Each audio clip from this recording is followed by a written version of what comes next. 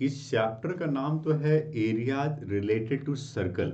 But इस chapter में हम लोग टू डायमेंशनल फिगर में जितने भी पॉसिबल फिगर हैं उन सब के बारे में बात करने वाले हैं, like triangle, quadrilateral, different types of triangle, different types of quadrilateral, उन सब का एरिया एंड पेरीमीटर फाइंड करना सीखेंगे। और साथ ही साथ सर्कल, सर्कल के साथ सर्कल के अंदर का सेक्टर, सर्कल के अंदर का सेगमेंट, मतलब जितने भी टू डायमेंशनल फिगर की पॉसिबिलिटी है उन सभी का एरिया एंड पेरीमीटर फाइंड करना सीखेंगे। तो ये चैप्टर का नाम है area related to circle, but actually ये चैप्टर है areas and perimeter of all two dimensional figure.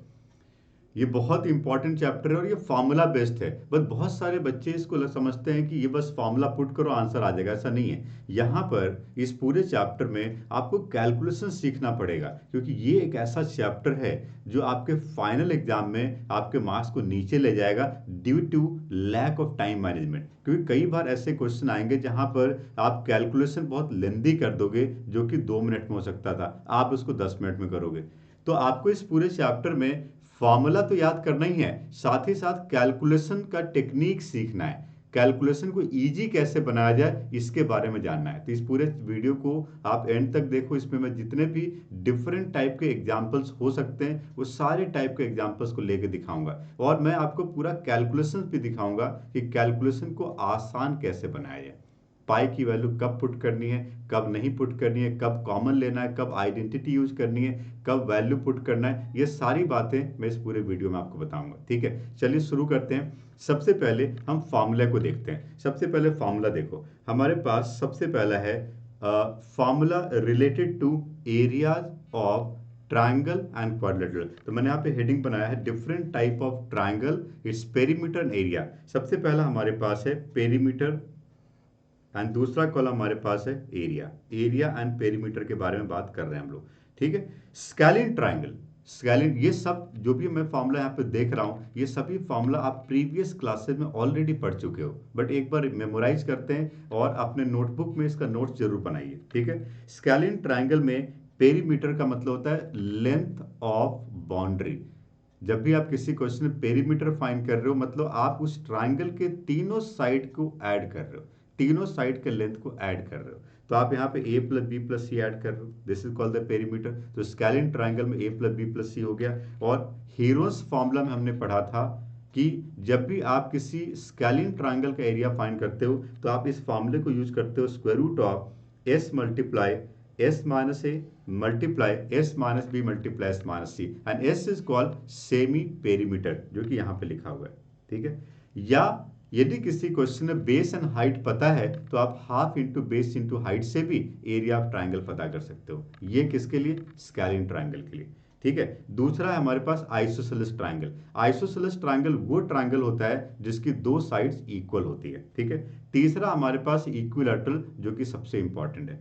तो अब देखिए, scalene triangle and equilateral triangle, ये दो फार्मूला हमारे लिए बहुत इंपॉर्टेंट है जिसको हम डायरेक्ट क्वेश्चन में यूज करने वाले हैं। इक्विलैटरल ट्राइंगल का पेरीमीटर कितना होता है? 3a। इक्विलैटरल ट्राइंगल का एरिया कितना होता है? √3/4 multiply side square and each sides are equal. Equilateral triangle में दो इंपॉर्टेंट बातें, पहली बात all the 3 sides are equal, and दूसरी बात ईच एंगल मेजर्स 60 डिग्री। ये इक्विलैटरल ट्राइंगल की दो इंपॉर्टेंट प्रॉपर्टीज होती है जो आगे आपको जरूरत पड़ेगी। ठीक है, ये तो हो गया ट्राइंगल। अब हम बात करते हैं क्वाड्रिलेटरल के बारे में। There are different type of quadrilateral. ठीक है, क्वाड्रिलेटरल में सबसे पहला क्वाड्रिलेटरल हमारे पास है रेक्टेंगल। आपको पता है रेक्टेंगल का एरिया कितना होता है? W multiply L, width multiply length. इसको लेंथ इंटू ब्रिथ भी कर सकते हैं, एल इंटू बी भी कर सकते हैं। ठीक है, स्क्वायर की बात करें तो स्क्वायर का एरिया कितना होता है? साइड स्क्वायर होता है। ठीक है, और यदि मैं इसमें पेरीमीटर की बात करूं तो we can say perimeter of rectangle is 2 multiply l plus डब्ल्यू, या इसको एल प्लस बी भी कर सकते हो। एंड यदि मैं पेरीमीटर ऑफ स्क्वायर की बात करूंगा तो ये कितना आएगा? 4 times of side of the square. ठीक है, इसके बाद आती है बात पैरेललोग्राम। देखो, पैरेललोग्राम का हाफ को ही हम एक ट्राइंगल कहते हैं। सो पैरेललोग्राम का जो एरिया है that is base multiply height, base multiply height, this is the area of parallelogram. Rhombus का एरिया क्या होता है? Half into product of diagonal, half multiply d1 multiply d2। ठीक है, ट्रेपीजियम का एरिया क्या होता है? What is the area of trapezium? It is half multiply sum of parallel side multiply distance between the parallel side, half multiply sum of parallel side multiply distance between the parallel side, this is the area of trapezium. ये trapezium का area बन गया, ठीक है। Kite का area क्या होता है? Half into product of diagonal. हालांकि इतना ज़्यादा डिटेल में जानने की जरूरत नहीं है, बेसिकली ज़्यादातर क्वेश्चन पूछे जो जाते हैं वो रेक्टेंगल के ऊपर आ सकता है, स्क्वायर के ऊपर आ सकता है, पैरेललोग्राम के ऊपर आ सकता है, रोम्बस के ऊपर आ सकता है। बस ये चार इंपॉर्टेंट है जिसको आपको ध्यान में रखना है, ठीक है। तो ये तो हो गया बात फार्मूले के बारे में, ठीक है। चलो आगे बढ़ते हैं। ये हो गया ट्राइंगल एंड क्वाड्रिलेटरल। अब हम बात करते हैं सेक्टर एंड सेगमेंट के बारे में, सर्कल के बारे में। यदि मैं सर्कल की बात करूं, मान लो मैं यहां पे एक सर्कल बनाता हूं इस तरह का, let's see this is a circle. सबसे पहली बात, सर्कल में दो चीजें पता करो, radius and diameter. What do you mean by diameter? What do you mean by diameter of the circle? Diameter is 2 times of the radius, because diameter is called the largest chord in the circle. So diameter is called 2 times of radius. यदि किसी circle का आप diameter पता करने जा रहे हो तो आपको रेडियस पता होना चाहिए।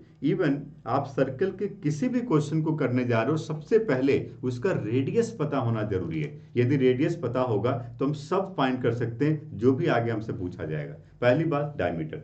दूसरी बात मैं बात करता हूं सर्कमफेरेंस, जिसको हम पेरीमीटर भी कर सकते हैं। सर्कमफेरेंस, पेरीमीटर को ही सर्कल के केस में सर्कमफेरेंस कहा जाता है, मतलब लेंथ ऑफ बाउंड्री। और इसका फॉर्मूला क्या होता है जी? 2πr। ये सब फॉर्मूला पढ़ चुके हो, मैं एक बार रिकैप कर रहा हूं बस। और एरिया ऑफ सर्कल का जो फॉर्मूला होता है, दिस इज कॉल्ड πr²। तो ये हो गया बात सर्कल के बारे में। This is all about the circle. ये हो गया सर्कल। अब सर्कल में ही यदि आप एक कॉर्ड बनाते हो, सर्कल में यदि आप कॉर्ड बनाते हो तो ये कॉर्ड सर्कल को दो पार्ट में डिवाइड करता है, जिसको हम कहते हैं सेगमेंट, ठीक है। अब देखो ध्यान से समझना, मैं आपको इसका लॉजिक बताता हूं।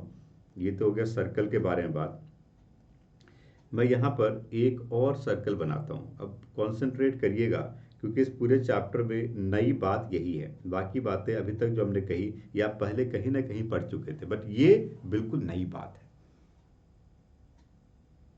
आपको पता है ये क्या है? What is this? क्या है ये? केक है, बर्थडे केक। क्या है? क्या है ये? बर्थडे केक है, बर्थडे केक। अब इस बर्थडे केक को यदि मुझे काटना होगा तो मैं कैसे काटूंगा? पहले यहां से चाकू लगाऊंगा, ठीक है, और फिर दूसरा चाकू यहां से लगाऊंगा, और इसका ये वाला जो टुकड़ा है इसको बाहर निकाल दूंगा। कौन सा पार्ट? ये वाला पार्ट।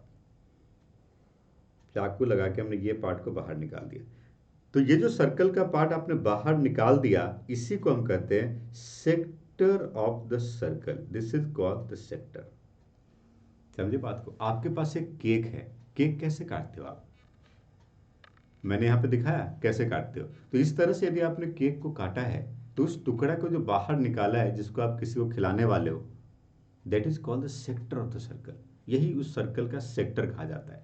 इस सेक्टर में दो इंपॉर्टेंट डायमेंशन होते हैं। पहली बात, इस सेक्टर का एंगल होता है, सेंट्रल एंगल, एंड दूसरा डायमेंशन यहाँ पे होता है रेडियस। तो जब भी आप किसी सेक्टर के बारे में बात कर रहे हो, सबसे पहले आप उसकी दो चीजें पता कर लो। क्या? Central angle and radius. यदि ये दो चीजें आपको पता चल जाए, then we can find the area of the sector. तो हम एरिया ऑफ सेक्टर पता कर सकते हैं। एंड एरिया ऑफ सेक्टर का जो हमारे पास फॉर्मूला है, we can say area of sector, area of sector can be written as theta by 360 degree, because 360 degree is the complete angle of the circle, multiply the area of the circle, multiply pi r square. Theta by 360 degree multiply pi r square, this is called the area of the sector. और यदि मैं length of arc की बात करूंगा तो क्या होगा? ये सर्कमफेरेंस का थीटा बाय 360 पार्ट होगा। यदि मैं कहता हूं कि एक काम करो, आप इस सेक्टर का लेंथ ऑफ आर्क बताओ। लेंथ ऑफ आर्क यहाँ पे मैं एल से रिप्रेजेंट करता हूँ। ये एल, ये देखो डायग्राम में, ये हो गया लेंथ ऑफ आर्क। सो मैं कहता हूँ length of arc can be written as theta by 360 degree multiply 2 pi r. This is called the length of arc. और यदि मैं बात करता हूं पेरीमीटर पता करो, what do mean by perimeter? देखो पेरीमीटर में लेंथ ऑफ आर्क के साथ दो रेडियस भी आ गया, l plus r plus r. Sector को मैंने अलग करके दिखाया आपको, उस अलग वाले सेक्टर में आप देखिए उसमें पेरीमीटर का मतलब क्या, लेंथ ऑफ बाउंड्री, मतलब l plus r, l plus two r. So यदि मैं पेरीमीटर के बारे में बात करूंगा तो आप इसको कहोगे l plus two r. So perimeter of sector can be written as l plus two r. L आप फाइंड कर चुके हो। So this is the formula to find area of sector, this is the formula to find area of length of arc, and this is the formula to find the perimeter. Sector में तीन important बातें होती है, but ध्यान रखो जब भी किसी सर्कल का तुमने एक सेक्टर पता किया है, दो सेक्टर होगा, minor sector and major sector. ये जो छोटा पार्ट आपने अलग कर लिया था इस सर्कल से, this smaller part is called minor sector, इसको हम कहते हैं माइनर सेक्टर। और इस सेक्टर को छोड़ के पूरे सर्कल का जो एरिया बचा, this is called the major sector. So when we are finding the area of major sector, we can say the area of circle minus area of minor sector जो हमने अभी फाइंड किया था। यदि केवल सेक्टर लिखा है तो ऐसा करो जैसा मैंने फॉर्मूला बताया। यदि किसी क्वेश्चन में स्पेशली लिखा है कि find the area of major sector, तो पहले आप माइनर सेक्टर का एरिया पता करिए और एरिया ऑफ सर्कल में उसको सब्ट्रैक्ट कर दिए, तब मेजर सेक्टर मिलेगा। ठीक है, आगे जब क्वेश्चन पे आएंगे तो और डिटेल में आपको मैं बताऊंगा। तो ये हो गया बात सेक्टर के बारे में। ठीक है, अब मैं बात करता हूँ सेगमेंट के बारे में। तो ये तो हो गया सेक्टर। अब सेगमेंट कैसा होता है, देखो मैं फिर से एक सर्कल बनाता हूं। ये मेरे पास एक सर्कल है। ठीक है, इस सर्कल के पे यदि मैं एक कॉर्ड बनाता हूं, क्या बनाता हूं, कॉर्ड, तो ये कॉर्ड इस सर्कल को दो पार्ट में डिवाइड करता है, उसको हम कहते हैं minor segment and major segment. जैसे मैंने यहां पर मान लो एक कॉर्ड ऐसा बनाया। ठीक है, जब ये कॉर्ड बनाया तो ये जो पार्ट आप देख रहे हो, this is called the minor segment, इसी को हम कहते हैं माइनर सेगमेंट। ठीक है, यहाँ पे हमने सेंटर ओ ले लिया, इसको हमने ज्वाइन कर दिया और इसको भी हमने ज्वाइन कर दिया। This is called point a and this is called point b, this is the radius and this is the angle theta. समझ में आ रही बात? तो आप देख रहे हो यहाँ पर ये जो मैंने शेडेड पोर्शन दिखाया है, this shaded portion is called the area of minor segment. So what do mean by segment? आप डायग्राम को देखिए, यदि मैं सेक्टर के एरिया में ट्राइंगल को हटा देता हूं तो सेगमेंट मिलता है। तो यहाँ पे बहुत आसान से एक फॉर्मूला बनेगा, area of segment, area of segment, area of segment is called area of sector which is theta by 360 degree multiply pi are square minus area of triangle. अब चूंकि ये ट्राइंगल एक आइसोसेलेस ट्राइंगल है, कैसा triangle है जी, isosceles triangle. Isosceles triangle में यदि दोनों इक्वल साइड के बीच का एंगल पता हो तो इस आइसोसेलेस ट्राइंगल का एरिया जो होता है उसका फॉर्मूला है half multiply square of the equal side multiply sine theta, it is half r square sin theta. This is a very important formula to find the area of segment. Sector के area में triangle के area को subtract करना है। तो मैंने आपको बताया एरिया ऑफ सेक्टर, मैंने आपको बताया एरिया ऑफ सेगमेंट, और इसके पहले आपने ट्राइंगल एंड क्वाड्रिलेटरल का एरिया देखा। तो जितने भी डिफरेंट फॉर्मूले इस पूरे चैप्टर में हम अप्लाई करने वाले हैं वो सब मैंने आपको बता दिया। आप वीडियो को रिवाइंड करके सारे फॉर्मूले अपने नोटबुक में एक साथ नोट कर सकते हो। पहले नोट करो फॉर्मूला, फिर क्वेश्चन पे आते हैं।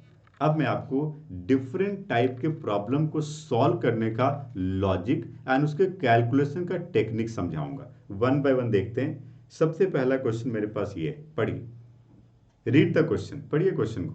A sector is cut from a circle of radius 42 centimetre. Okay, तो मैं पहले एक सर्कल बनाता हूं। सबसे पहले आप क्वेश्चन को पढ़िए और एक डायग्राम बनाइए। Read the question and make a diagram. तो मैंने एक सर्कल बनाया यहाँ पे। ओके, एंड इस सर्कल का रेडियस 42 सेंटीमीटर है और लिखा हुआ है कि the central angle of sector 150 degree. 150 degree की एंगल को ऐसा कंसीडर करना है, this angle is called 150 degree. ठीक है, The sector is cut from a circle of radius 42 centimeter. The central angle of the sector is 150 degree. Okay, radius is 42 centimeter and the central angle is 150 degree. Find the length of arc. मैंने formula बताया था अभी आपको. Length of arc हमें पता करना है, मतलब हमें the length of arc A B पता करना है. So length of arc A B L can be written as, we can say, theta divided by 360 degree multiplied 2 pi r. This is the formula to find the length of arc. Theta by 360 multiply 2 pi r.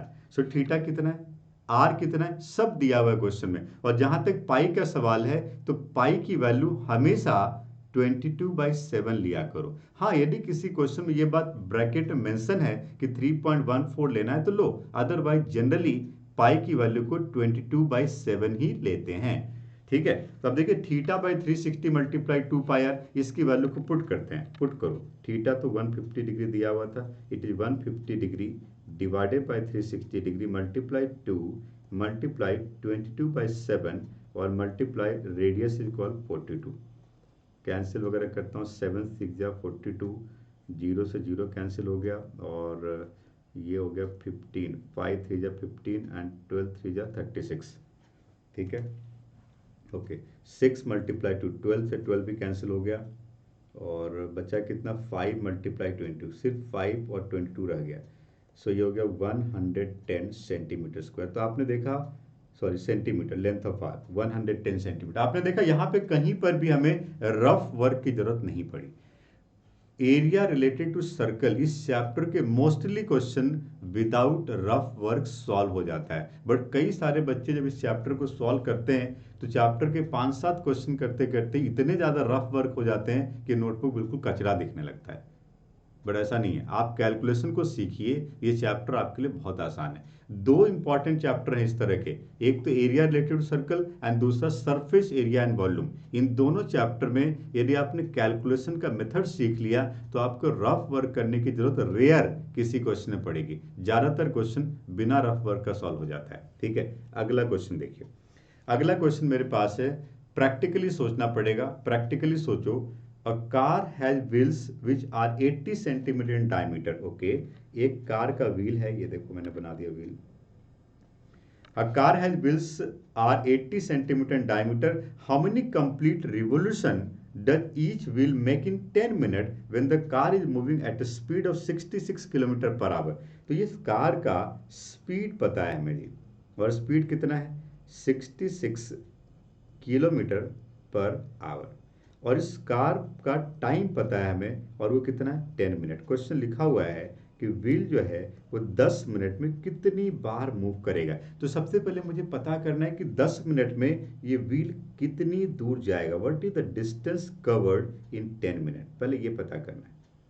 पहले ये पता करना है कि 10 minute में ये car का wheel कहाँ से कहाँ तक पहुँच जाएगा. What is the distance travelled in 10 minute, ये बात हमें पता करनी है. और यदि डिस्टेंस पता चल गया then we can think about the revolution की कितनी बार वो मूव हुआ होगा. तो पहले क्या पता करो, डिस्टेंस पता करो. और आपको फॉर्मूला पता है, you know how to relate speed, distance and time. Speed is equal to distance upon time, the distance is equal to speed into time. But unit का ध्यान रखना, यूनिट मस्ट बी सिमिलर. ठीक है, चलिए अब एक काम करता हूं. मैं जो 10 मिनट है ना, 10 मिनट, इसको 10 मिनट को यदि मैं लिखता हूँ 10/60 तो ये आवर्स में कन्वर्ट हो जाएगा. तो ये होगा 1/6 आवर्स. क्योंकि स्पीड किलोमीटर पर आवर में था तो टाइम भी आवर में होना चाहिए, या उसको मीटर पर सेकेंड में करते, मतलब यूनिट सेम होना चाहिए. अब यदि आप डिस्टेंस पता करते हो तो distance can be written as speed into time. What is speed? What is speed? It is 66 km per hour and time we can say 1/6. तो कितना हो गया ये, 11 किलोमीटर. तो डिस्टेंस कितना मिला, 11 किलोमीटर. बट डायमीटर सेंटीमीटर में दिया हुआ है तो डिस्टेंस को भी सेंटीमीटर में ही लिखना पड़ेगा. यदि आप इसको सेंटीमीटर में लिखोगे तो 11 किलोमीटर को आप लिख सकते हो 11 1000 मीटर, 1 किलोमीटर का 1000 मीटर, और 1 मीटर का 100 सेंटीमीटर, और 2 जीरो लगा दो तो ये पूरा सेंटीमीटर में कन्वर्ट हो गया. So we can say the distance travelled is 11100000 centimetre. समझ में आ रही बात? ये हो गया डिस्टेंस. ठीक है. अब आप सोचिए कि एक व्हील एक कंप्लीट रोटेशन लगाता है, एक रिवॉल्यूशन में कितना डिस्टेंस ट्रेवल करता है? 2 पाई आर के इक्वल. एक व्हील का जो सरकमफेरेंस होगा, एक व्हील का जो सरकमफेरेंस होगा, एक व्हील एक बार पूरा रोटेट हुआ तो कितना डिस्टेंस ट्रेवल हुआ ग्राउंड पे? सरकमफेरेंस के इक्वल. तो एक रिवॉल्यूशन में जो डिस्टेंस ट्रेवल होता है वो 2 पाई आर सरकमफेरेंस के इक्वल होता है. तो नंबर ऑफ रिवॉल्यूशन का मतलब है total distance travel by the distance travel in one revolution. क्या पूछा गया देखिए, हाउ मेनी कंप्लीट रिवॉल्यूशन. तो we can say the number of revolution can be written as distance traveled and divided by one revolution. Distance travel in one revolution. तो total distance travel था 11100000 and जो one revolution में distance travel है वो है 2 pi are. ठीक है. One revolution मतलब 2 पाई आर सरकमफेरेंस के इक्वल, और रेडियस कितना है? 40 centimetre.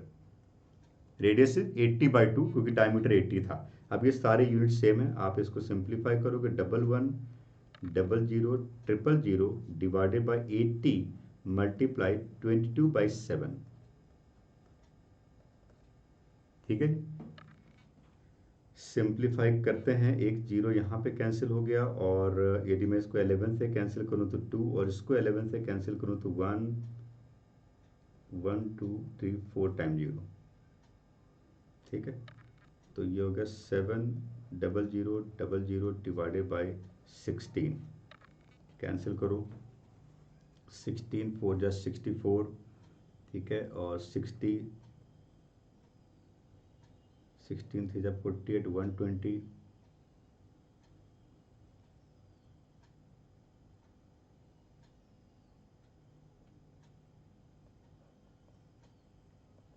Four 375. So this is called the number of revolution. आपने देखा यहाँ पर भी हमने कोई रफ वर्क नहीं किया, हमने फटाफट कैलकुलेशन किए. मोस्टली क्वेश्चन में कैलकुलेशन में चीज़ें कैंसिल हो जाती हैं जिसको सिस्टमेटिक किया जाए. तो इसका मतलब एक व्हील जो है 4375 टाइम रोटेट होगा 10 मिनट में, तब वो गाड़ी 66 किलोमीटर पर आवर की स्पीड से चल रही है. ठीक है. डन. अगला क्वेश्चन देखिए. नेक्स्ट क्वेश्चन मेरे पास एक क्लॉक के ऊपर है, पढ़िए. The length of minute hand of a clock is 14 centimetre. Okay. तो मैं एक काम करता हूँ, एक क्लॉक बनाता हूँ. पहले एक क्लॉक बनाता हूँ यहाँ पर. ये देखिए, एक क्लॉक मैंने यहाँ पे ऐसे बनाया. ठीक है. लिखा the length of minute hand of a clock is 14 centimetre. Okay. Find the area swept by the minute hand in 1 minute. Okay. So 1 minute में मिनट हैंड कहां से कहां तक जाएगा? 1 मिनट में यहां तक जाएगा, 1 तक ही जाएगा ना, क्योंकि 5 मिनट में 1 तक जाता है ये. तो ये हो गया 1 मिनट में मिनट हैंड कितना मूव किया. ये एरिया पता करने, कितना छोटा सा क्वेश्चन है. अब जब भी आपको एरिया ऑफ सेक्टर, एक तरह से सेक्टर बनाइए, और इस सेक्टर का एरिया फाइंड करने के लिए आपको सेंटर का एंगल पता करना पड़ेगा. How to find the angle made by the minute hand in 1 minute. सुनो, 60 मिनट में कॉन्सेंट्रेट करोगे तो बात समझ में आएगी. 60 मिनट्स में मिनट हैंड 60 मिनट में मिनट हैंड 360 डिग्री का एंगल बनाता है. देखो ना मिनट हैंड कहाँ पे है. मिनट हैंड अभी 12 पे है, तो कितने मिनट बाद वापस 12 पे आएगा? 60 मिनट के बाद.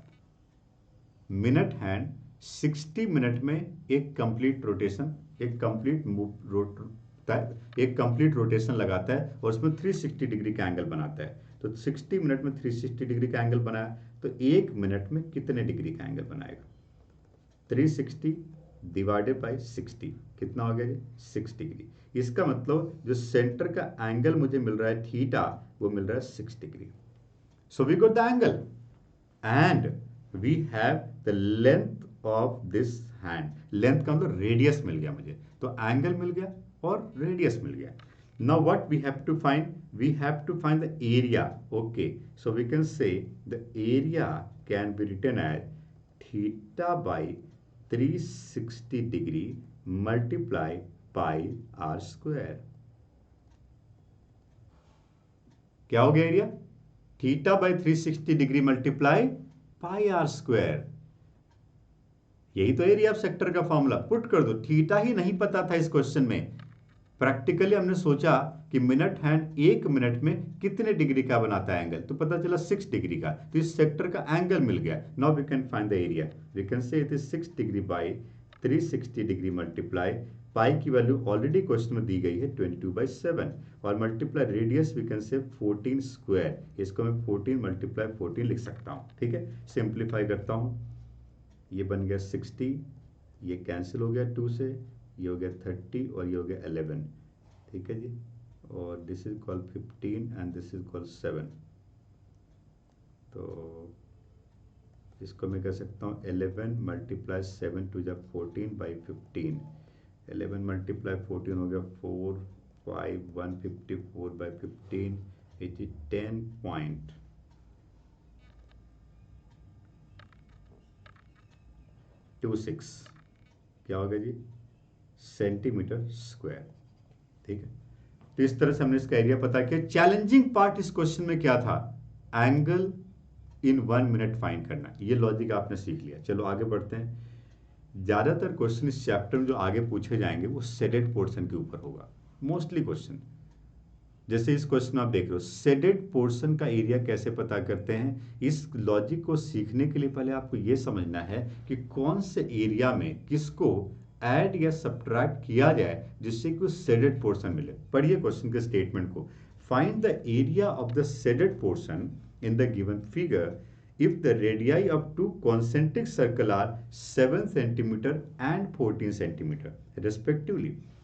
तो जब मैं शेडेड पोर्शन, जो ब्लू वाला पार्ट है जिसको आप देख रहे हो शेडेड पोर्शन को, तो मैं शेडेड पोर्शन को ऐसा समझ सकता हूं कि मैं एरिया ऑफ सेक्टर ओएसी पता करता हूं. सीधा डायग्राम को देखो. Area of sector OAC, area of sector OAC, बड़े सेक्टर का एरिया में यदि छोटे सेक्टर के एरिया को हटा दें तो शेडेड पोर्शन मिलेगा. जब भी आप शेडेड पोर्शन फाइंड करने जा रहे हो पहले पूरा एरिया पता करो, फिर अनशेडेड पोर्शन को हटा दो. तो यदि मैं इस डायग्राम को देखता हूं तो मैं कह सकता हूं area of shaded portion can be written as area of larger sector minus area of smaller sector.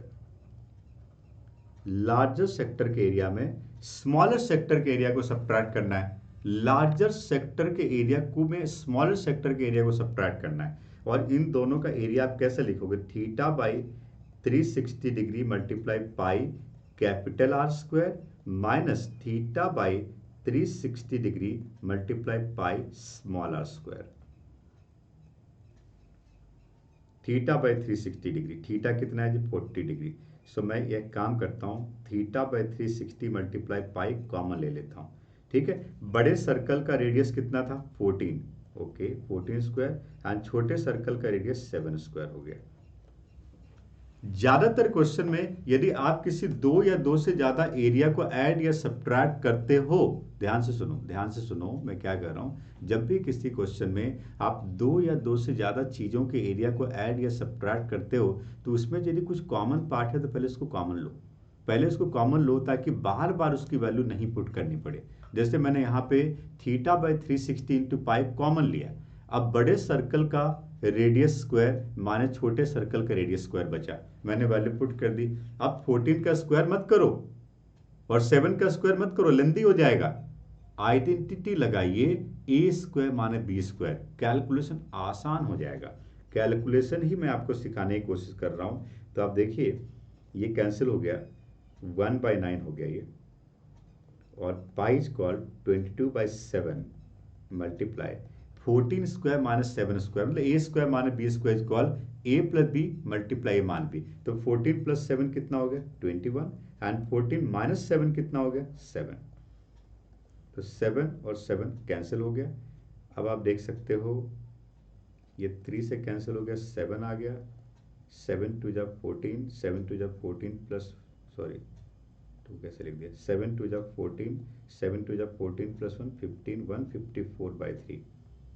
ठीक है, डिवाइड करिए तो 3 5 जा 15, 3 1 जा 3 10, 3 3 जा 9 10, 51.33 centimetre square. This is the area of the shaded portion, right. आपने देखा हमने फिर भी कोई कैलकुलेशन रफ वर्क में नहीं किया, बहुत छोटा सा कैलकुलेशन था क्योंकि हमने आइडेंटिटी यूज करके बहुत इजीली कैलकुलेट कर लिया। तो मैं लॉजिक जो सिखाने की कोशिश कर रहा हूँ वो समझो, और भी मैं कई क्वेश्चन अभी लेने वाला हूँ। हर एक क्वेश्चन पे क्वेश्चन के पीछे मत भागो, उसके कैलकुलेशन के लॉजिक को सीखो, फॉर्मूला आपको याद हो चुका है। आगे बढ़ते हैं। नेक्स्ट क्वेश्चन हमारे पास ये है, बहुत बढ़िया क्वेश्चन है, बट इस क्वेश्चन में हमें ना ही पाई की वैल्यू पुट करनी है और ना ही √3 की, हमें आंसर पाई और रूट में ही चाहिए। आप देख रहे हो, प्रूव दैट क्वेश्चन। पढ़िए क्वेश्चन को, read the question. Figure shows two arcs A and B. Arc A is a part of the circle with center O and the radius OP. Okay. And arc B is the part of the circle with center M and the radius PM. Okay. PM को radius मान के okay, बहुत बढ़िया, बहुत बढ़िया। मतलब PQB एक semi circle है, PQB एक सेमी सर्कल है और OPAQ एक सेक्टर है। समझ गए बात को, समझ गया बात को, ठीक है, ठीक है। Where M is the midpoint, sorry, M is the midpoint of PQ. Prove that area enclosed by the two arcs, मतलब शेडेड पोर्शन का एरिया आपको पता करना है। Now the question is how to find the area of shaded portion in this. मैं ऐसा लिख सकता हूँ, एरिया ऑफ शेडेड पोर्शन क्या बने, कौन से एरिया में किसको ऐड या सब्ट्रैक्ट किया जाए जिससे कि हमें शेडेड पोर्शन का पता चले। तो आप ध्यान से देखना, यदि मैं ट्रायंगल OPQ में, सुनिएगा डायग्राम को देखिए, आप डायग्राम को देखिए, ट्रायंगल OPQ में यदि मैं सेमी सर्कल PQBP को ऐड कर देता हूं, किसमें, ट्रायंगल में सेमी सर्कल PQBP को ऐड कर देता हूं, तो पूरे डायग्राम का एरिया मिलता है जिसमें अनशेडेड पोर्शन को सब्ट्रैक्ट कर देंगे। अनशेडेड पोर्शन क्या है, सेक्टर, कौन सा sector, OQAP sector, OQAP sector. तो मैं यहां पे ऐसा लिखता हूं, सबसे पहले area of triangle OPQ plus area of semi circle PQBP minus area of sector OQAPO। Diagram को देखिए आप, ट्रायंगल में हमने सेमी सर्कल जो आर्क बी से बना था उसको ऐड किया, तो ये पूरे डायग्राम का एरिया मिला, जिसमें हमने सेक्टर जो कि आर्क ए से बना है उसको हटा दिया, जिसका सेंटर O है, तो सिर्फ शेडेड पोर्शन बचा। अब इसको फाइंड करने के लिए आप क्या फॉर्मूला यूज करोगे, ध्यान से देखिएगा। ट्रायंगल का एरिया, तो ये ट्रायंगल कैसा है, ये ट्रायंगल कैसा है, ये ट्रायंगल एक, अब आप यहाँ पे देख रहे हो कि ये जो लेंथ है OQ 10 सेंटीमीटर, क्योंकि OP 10 था, ये रेडियस है। तो आप इस क्वेश्चन में देख रहे हो कि ये सभी लेंथ इक्वल है। कौन सा, ट्रायंगल OPQ एक इक्विलैटरल ट्रायंगल है, बिकॉज OP = PQ = OQ, ये तीनों लेंथ इक्वल है। So we can say triangle OPQ is an equilateral triangle. और इक्विलैटरल ट्रायंगल का एरिया √3/4 मल्टीप्लाई साइड स्क्वायर होता है। तो मैं यहाँ पे लिखूंगा √3/4 multiply side square, it is 10 square, okay. Plus semi circle का एरिया होता है ½ πr², सर्कल का हाफ पाई r²। अब इस सेमी सर्कल का रेडियस कितना है, 5 है, ओके, ये 5 स्क्वायर हो गया, माइनस एरिया ऑफ सेक्टर। तो सेक्टर का एरिया फाइंड करने के लिए हमें सेंटर का एंगल चाहिए, और हमने आपसे कहा था कि इक्विलैटरल ट्रायंगल में ये बात अंडरस्टूड होती है, इस ट्रायंगल के सभी एंगल 60 डिग्री के होते हैं। इसका मतलब ये एंगल 60 डिग्री का हो गया। यदि एंगल 60 डिग्री का हो गया तो मैं कह सकता हूं यहाँ पे θ/360 का मतलब 60 degree by 360 degree multiply pi r², और रेडियस यहाँ पे कितना है, 10 स्क्वायर। तो मैंने सारे वैल्यूज को पुट कर दिया, अब इस वैल्यू को ऐसा सिंप्लीफाई करो जिससे ये प्रूफ दैट तक पहुंच सके हम लोग। तो आप देखिए सबसे पहले यहां पर है √3/4 मल्टीप्लाई 100 एंड प्लस यहां पे आपके पास है 25π/2 माइनस ये 6 से कैंसिल हो गया, इसको मैं लिख सकता हूँ 100π/6। ठीक है, ये हो गया 25 से कैंसिल।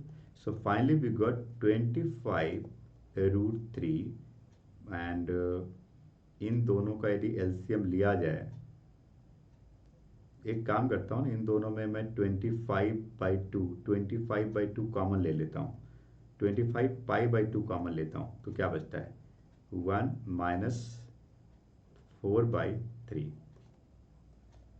25 इन दोनों पार्ट में 25/2 हमने कॉमन लिया, तो क्या बचा जी 1 माइनस 4/3, यही बचा ना, जिसको मैं यदि ब्रैकेट को सॉल्व करूं तो -1/3 आता है, तो ये 25√3 और माइनस 25π/6 हो गया, -1/3। ठीक है, अब इसमें यदि 25 को कॉमन लेते हो तो क्या बचा √3 माइनस π/6 सेंटीमीटर स्क्वायर। यही तो हमें प्रूव करना था। तो आपने देखा ये हमने पूरा कैलकुलेशन नहीं किया क्योंकि इसमें पूरा कैलकुलेशन करना ही नहीं था। क्वेश्चन को केयरफुल्ली पढ़िए and to the point answer करिए। इस क्वेश्चन में प्रूफ दैट था और यही बात हमें प्रूफ करनी थी, इसलिए हमने पूरा सॉल्व नहीं किया है।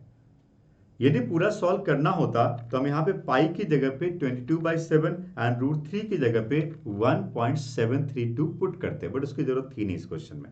आगे बढ़ते हैं, नेक्स्ट क्वेश्चन देखिए।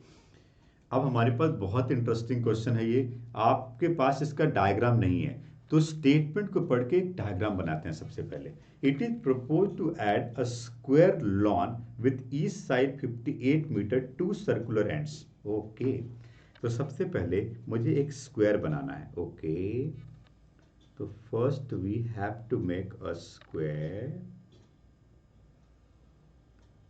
पहले हमें एक स्क्वायर बनाना है। ओके, बना दिया हमने, और कहा जा रहा है कि इसमें 2 सर्कुलर एंड्स लिखो, the centre of each circle being the point of intersection of diagonal. Okay, interesting interesting. आप स्टेटमेंट को बार बार पढ़िए, मैं डायग्राम बना रहा हूं, आप इसको ध्यान से देखिए।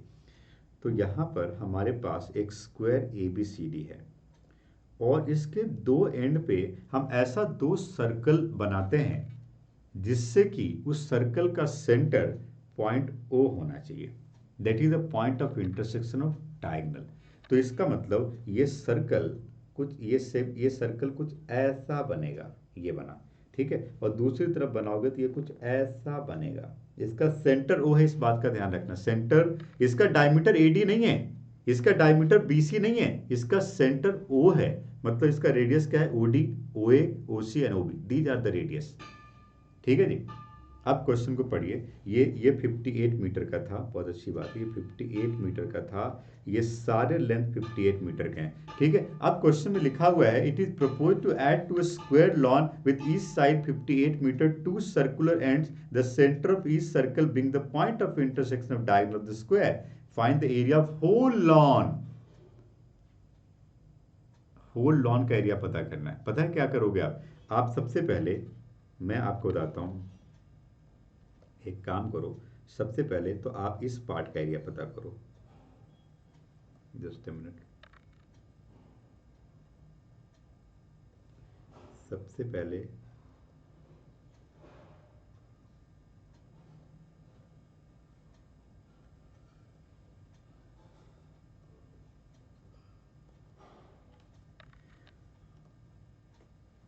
सबसे पहले आप ऐसा करो, इस पार्ट का एरिया पता करो, इस पार्ट का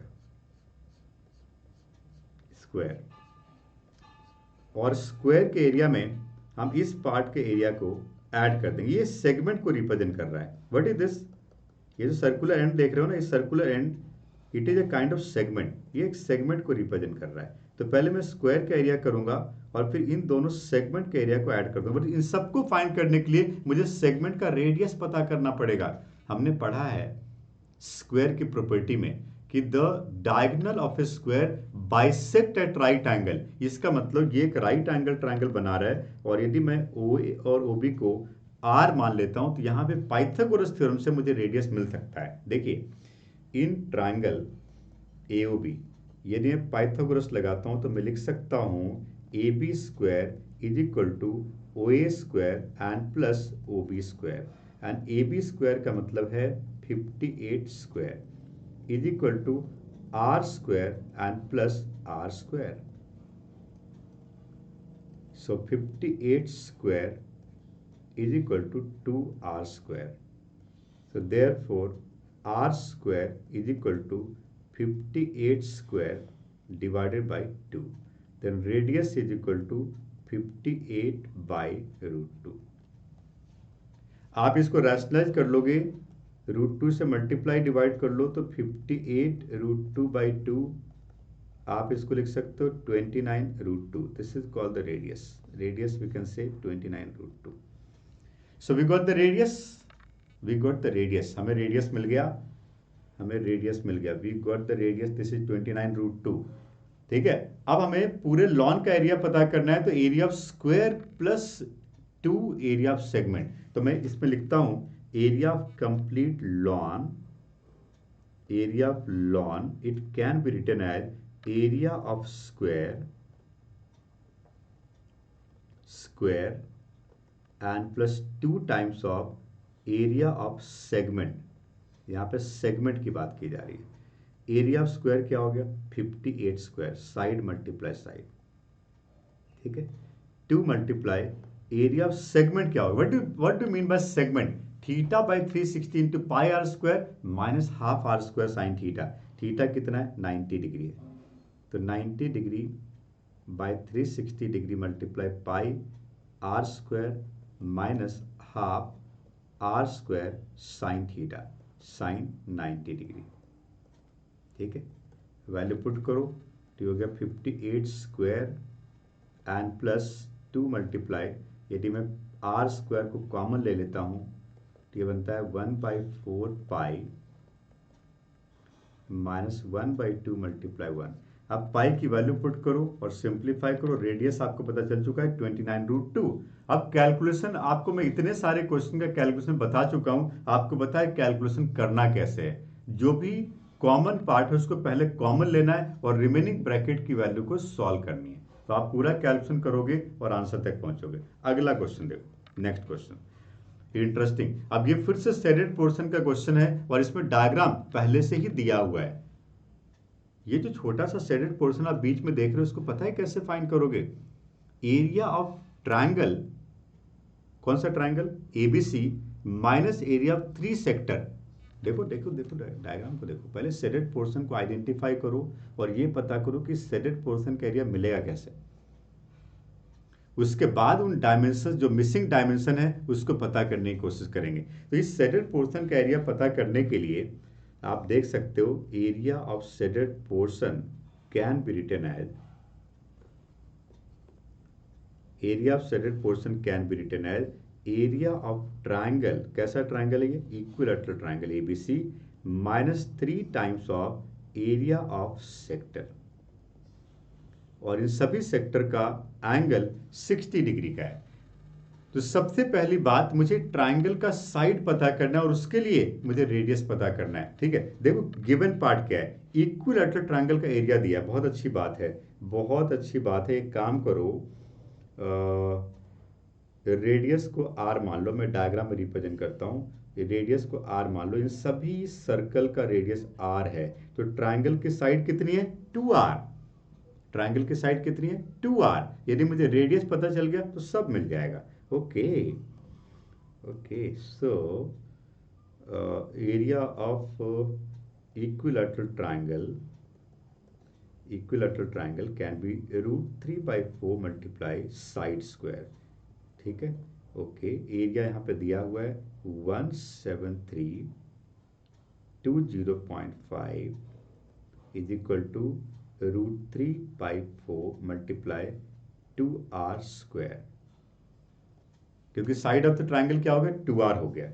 मैं पहले रेडियस फाइंड करने की कोशिश कर रहा हूं. 173,205 is equal to, what do mean by √3. ये ऑलरेडी क्वेश्चन में दिया गया है. √3 is equal 1.732. We can put the value 1732 divided by 4 multiply 4r square ये कैंसिल हो गया, ये बना 17320.5 divided by 1.732 multiply r square. अब देखो डेसिमल कितना डिजिट आगे गया, 1 2 3 4 डिजिट आगे, इसका मतलब ये 10,000 हो जाएगा। क्या हो जाएगा? R square. So what will be the value of are?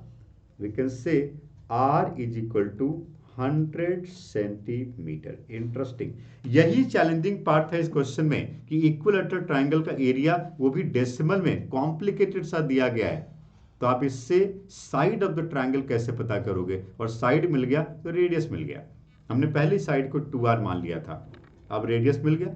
Now we can use this concept area of triangle, यहाँ पे ऑलरेडी दिया गया है तो इसको दोबारा फाइंड करने की जरूरत नहीं है। 17320.5 minus 3 times of area of sector. Area of sector क्या हो जाएगा? 60 डिग्री बाई 360 डिग्री, सेक्टर का angle 60 degree, multiply pi are square. R कितना मिला जी? 100। So it is 100 square. ठीक है, सिंप्लीफाई करो। 17320.5 माइनस ये हो गया 1/2, क्योंकि ये 63 जा 180 होता है, और पाई की वैल्यू क्या दी है? 3.14 और मल्टीप्लाई 100, तो ये बन गया 17320.5 माइनस 1.57 1.57, ठीक है, 15 2 जा 30 14, यस, मल्टीप्लाई 100, तो ये बन गया 17320.5। मैं पूरा कैलकुलेशन आपको सिखा रहा हूँ। 157 इसमें सब्ट्रैक्ट कर दो तो क्या बन जाएगा जी? 0.5 तो है ही, और ये 20 भी है, नहीं 10 माइनस 7 3 आ जाएगा, ऐसा कर लो। 17320.5 माइनस 157.0, ठीक है, तो 10 माइनस 7 3 हो गया, और 11 माइनस 5 6 हो गया, और 2 माइनस 1 1 हो गया, 17163.5 centimetre square. So this is called the area shaded portion. तो आपने यहाँ पे देखा चैलेंजिंग पार्ट क्या था कि ट्रायंगल का एरिया से ट्रायंगल का साइड पता करना। जब भी आप किसी शेडेड पोर्शन में क्वेश्चन करते हो, मिसिंग डायमेंशन पता करना ये चैलेंजिंग पार्ट होता है, और इसके लिए पहले के कॉन्सेप्ट जो आपने पढ़े हैं मैथमेटिक्स के, वो कुछ ना कुछ यूज करना पड़ेगा आपको। चलिए आगे बढ़ते हैं। एक और इंटरेस्टिंग क्वेश्चन मेरे पास आ रहा है शेडेड पोर्शन का। देखिए, a square OABC is inscribed in a quadrant. What do mean bye quadrant? Quadrant क्या होता है? सर्कल का 1/4, सर्कल का 1/4, एक ऐसा सेक्टर जिसका एंगल 90 डिग्री है। इसका मतलब इस क्वेश्चन में जो एंगल है वो 90 डिग्री का है। ठीक है, एक स्क्वायर बना, OABC एक स्क्वायर है, बहुत अच्छी बात है, और OA का लेंथ दिया है 14 सेंटीमीटर। ओके, इसको मैं 14 ले लेता हूं। Find the area of shaded portion. Interesting question है। अब इस क्वेश्चन में पता है चैलेंजिंग पार्ट क्या है? जब आप इस क्वाड्रेंट का एरिया फाइंड करने जाओगे तो इस क्वाड्रेंट का रेडियस चाहिए, वो है ही नहीं क्वेश्चन में। यदि मैं पहले लिखता हूं ना, देखो ना, एरिया ऑफ शेडेड पोर्शन लिखता हूं, फिर आपको पता चलेगा कि मिसिंग पार्ट क्या है, मिसिंग डायमेंशन क्या है। एरिया ऑफ शेडेड पोर्शन पहले देखो क्या है, एरिया ऑफ शेडेड रीजन। तो आप इसमें लिख सकते हो एरिया ऑफ सेक्टर, सेक्टर नहीं, इसको क्वाड्रेंट ही लिखता हूं मैं। Area of quadrant 1/4 of the circle, area of quadrant minus area of square. Quadrant में स्क्वायर को सब्ट्रैक्ट करना है, क्वाड्रेंट में स्क्वायर को सब्ट्रैक्ट करना है, तो स्क्वायर का साइड तो पता है 14, बट क्वाड्रेंट का एरिया फाइंड करने के लिए क्वाड्रेंट का एंगल भी 90 डिग्री, रेडियस नहीं पता। रेडियस मतलब हमें OP और OQ नहीं पता, और जब तक रेडियस नहीं पता we can not find. Radius पता करने का आसान तरीका है, सुनो सुनो, देखो डायग्राम, कॉन्सेंट्रेशन की जरूरत है यहाँ पे। यहाँ पे यदि मैं OB को ज्वाइन करता हूं, किसको ज्वाइन करता हूं? OB को। किसको ज्वाइन करता हूं? OB को। देखो ना, OB को ज्वाइन कर दिया। क्या OB OP और OQ इक्वल है क्या? देखो डायग्राम में देखो, OB ओपी और ओक्यू सेम है? क्या ओबी ही इस क्वाड्रेंट के रेडियस को रिप्रेजेंट कर रहा है? यस कर रहा है, बट ये क्वेश्चन में था नहीं, हमने बनाया। सेंटर से सर्कमफेरेंस के किसी पॉइंट को ज्वाइन करो, वो सब इक्वल होता है, उसी को रेडियस कहते हैं। So radius of this quadrant is called OB. And how to find OB? We can use Pythagoras theorem, because square का साइड हमें पता है। तो यहां पर जो मिसिंग पार्ट है, इसको पाइथागोरस थ्योरम से फाइंड किया जा सकता है। In triangle AOB we can say OB square is equal to OA square and plus AB square. Now we can put the value. OB square can be written as 14 square and plus 14 square. OB square can be written as 2 multiply 14 square. Then OB can be written as 14 root 2. So this is called the radius. So we got the radius. Now area of quadrant is called 1/4 of the area of circle minus area of square. Area of square कितना हो गया? 14 square हो गया। ठीक है, चलो simplify करते हैं। 1/4 मल्टीप्लाई 22/7 और रेडियस कितना हो गया? 14√2 होल स्क्वायर माइनस 14 स्क्वायर। ठीक है, एक काम करो, 14 स्क्वायर कॉमन ले लो। 14 स्क्वायर यदि कॉमन लेते हो तो यहाँ बचता है 1/4 मल्टीप्लाई 22/7 मल्टीप्लाई 2 और -1।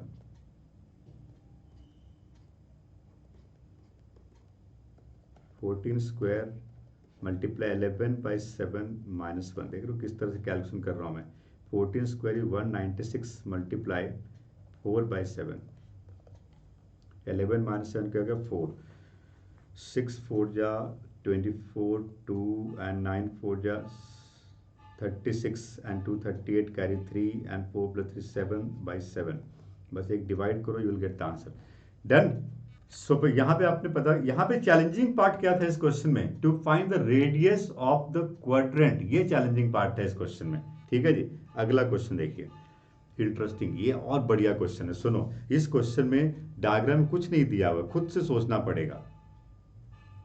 एक बार डायग्राम को ऑब्जर्व करिए, देखिए क्या है डायग्राम, क्या सेमी सर्कल है, स्क्वायर है, कहां पे क्या बन रहा है, समझो, समझने की कोशिश करो।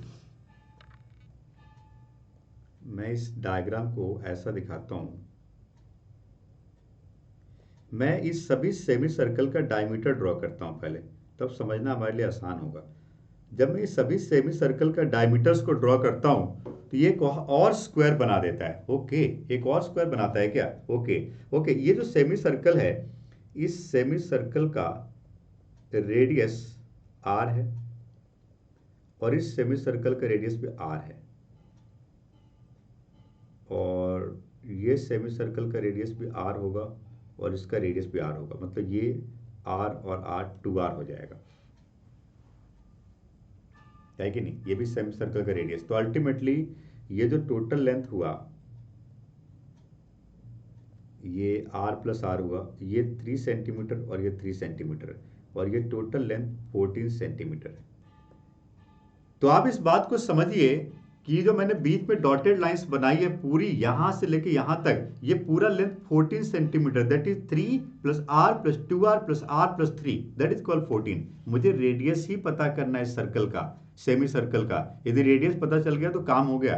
देखो डायग्राम, देखो डायग्राम मैं यहाँ पे लिख रहा हूँ, देखो 14 = 3 + r, बीच वाली लाइन, सेंटर वाली लाइन को देखो, स्क्वायर के बीच में जो लाइन जा रही है, 3 + r + 2r + r and +3, ये बन गया 14 = 3 + 3 6 and +4r।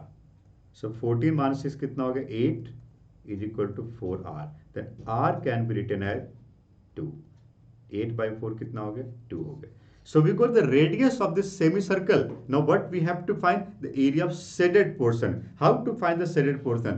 बड़ा स्क्वायर -4 सेमी सर्कल और माइनस छोटा स्क्वायर। देखो डायग्राम में, फिर से देखो, फिर से देखिए, बड़ा स्क्वायर में यदि 4 सेमी सर्कल और छोटा स्क्वायर को सब्ट्रैक्ट कर दें तो शेडेड पोर्शन मिलता है। तो मैं कह सकता हूं area of shaded portion is equal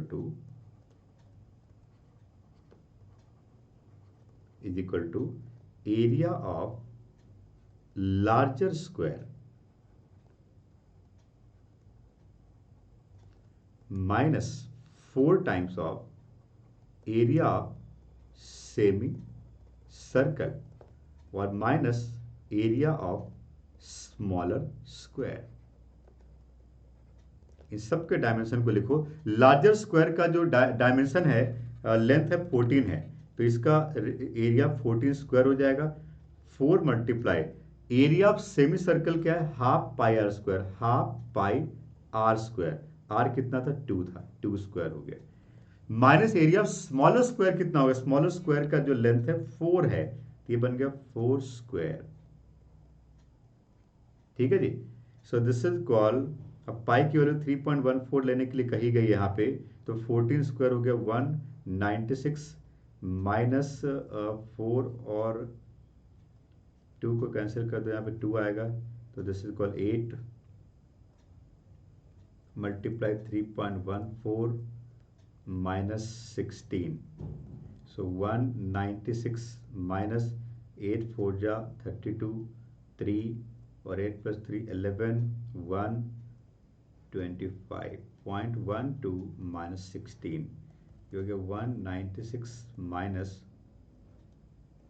41.12, सो 0.88 हो गया,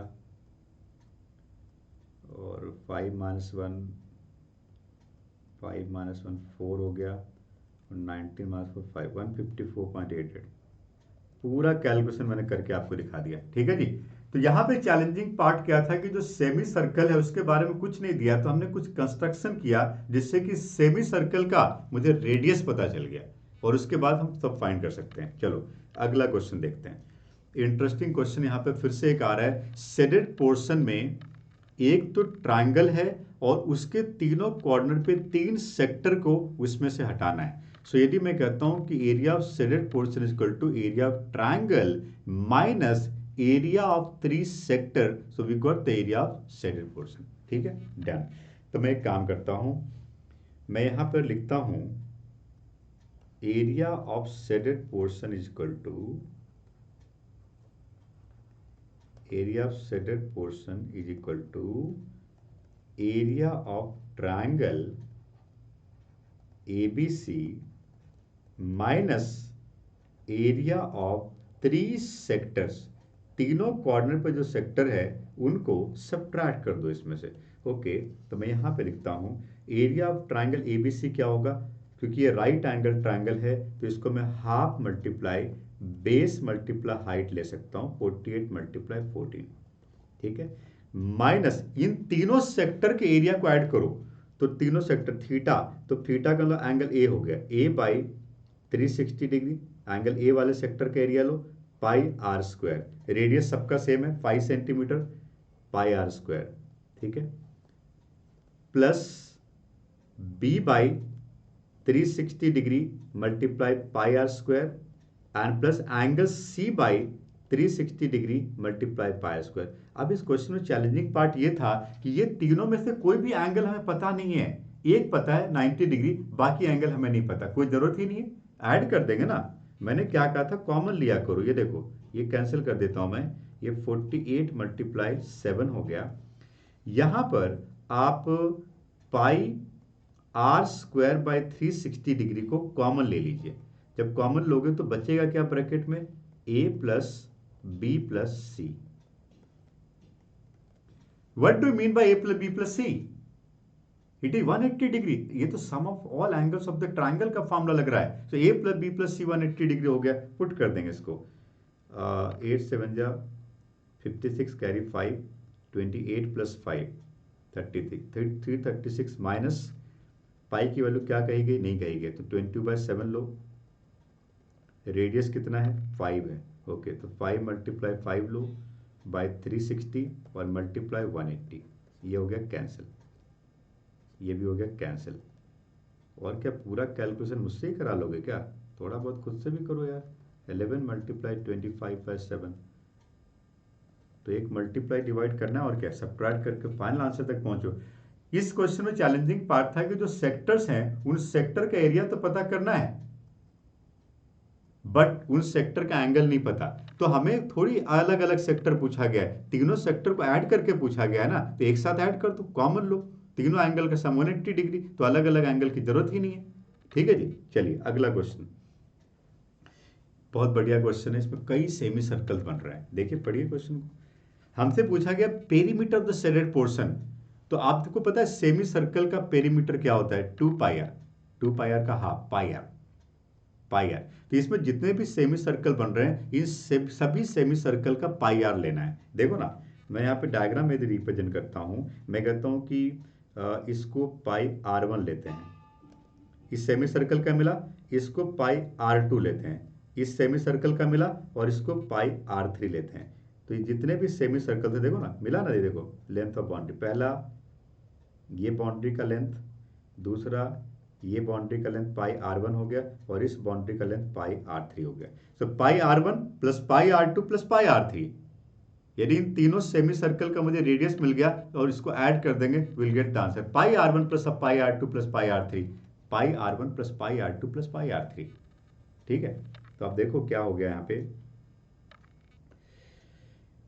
पेरीमीटर, अब इसमें एरिया नहीं पूछा गया, पेरीमीटर पूछा गया। क्वेश्चन को केयरफुली पढ़ो, पता चला जल्दीबाजी में हमने एरिया फाइंड कर लिया। Perimeter equal to pi R1 plus pi R2 and plus pi R3।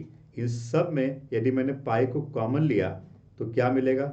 R1 plus R2 plus R3। So this is call, पाई की वैल्यू नहीं पता तो 22/7 लो। R1 सबसे पहले सबसे बड़ा जो सेमी सर्कल है उसका रेडियस कितना है? 7 + 3 10/2। ओके, उससे छोटे वाले का कितना है? 7/2। एंड सबसे छोटे का क्या है? 3/2। तो ये बन गया 22/7 मल्टीप्लाई 10 + 7 17 + 3 20/2 10। ठीक कर रहा है ना? Yes. So 3.14 multiply 10 is called 31.4 centimetre. Perimeter को सेंटीमीटर में लिखोगे, एरिया होता तो सेंटीमीटर स्क्वायर में लिखते हैं। आ रही समझ में बात? जितने भी डिफरेंट टाइप के क्वेश्चन था हम लगभग कर चुके हैं। एक और क्वेश्चन मैं आपको बताता हूँ। अगला क्वेश्चन देखो हमारे पास क्या है। नेक्स्ट क्वेश्चन, ये क्वेश्चन दिखने में थोड़ा सा कॉम्प्लिकेटेड लग रहा है बट है बहुत आसान। आप अगर ध्यान से देखो तो मैंने कहा था कि सबसे पहले पूरे डायग्राम का एरिया पता करो और इसमें जो अनशेडेड पार्ट है उसको सब्ट्रैक्ट कर दो। तो पूरा डायग्राम कैसे आएगा?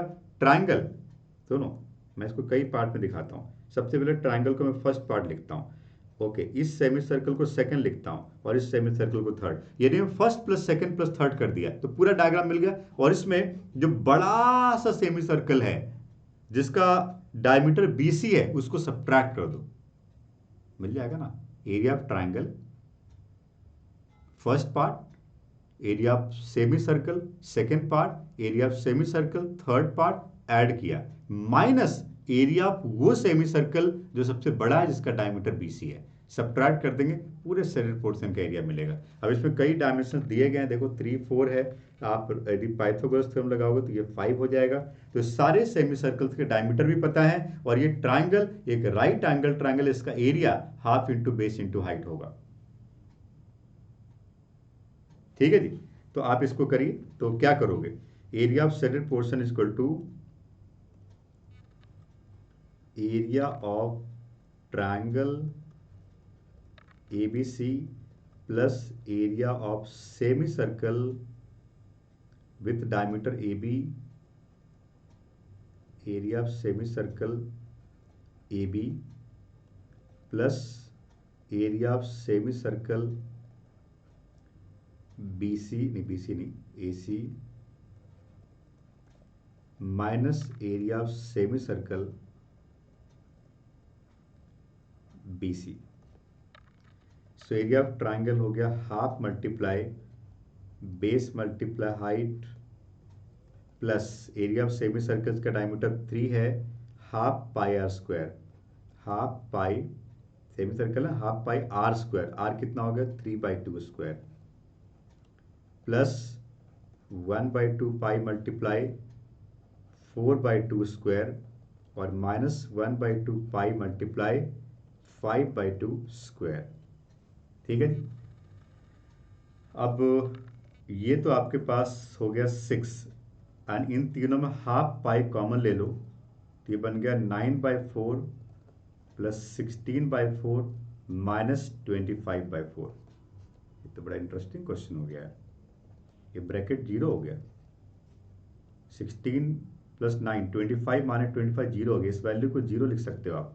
तो आंसर कितना आ गया 6 सेंटीमीटर स्क्वायर। कैलकुलेशन बहुत आसान था इस क्वेश्चन में, बट इंपॉर्टेंट बात क्या थी कि जो शेडेड पोर्शन को पता कैसे करते, कौन से एरिया में किसको ऐड सब्ट्रैक्ट करने से शेडेड पोर्शन मिलता है।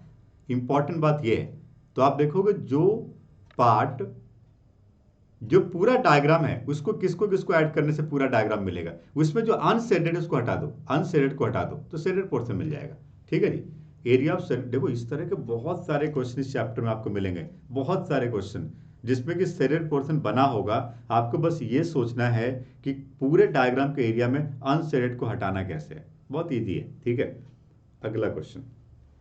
ये देखो थोड़ा सा कॉम्प्लिकेटेड लग रहा है क्वेश्चन, थोड़ा सा कॉम्प्लिकेटेड, बट आप कर लोगे क्योंकि अब आपको शेडेड पोर्शन कैसे पता करना है उसका आइडिया मिल चुका है। देखा जाए तो यहाँ पे दो सेगमेंट में एक छोटे सर्कल के एरिया को ऐड करना है। That's it, that's it. दो सेगमेंट को ऐड करके एक छोटा सर्कल को ऐड कर देना है, पूरा शेडेड पोर्शन मिल जाएगा।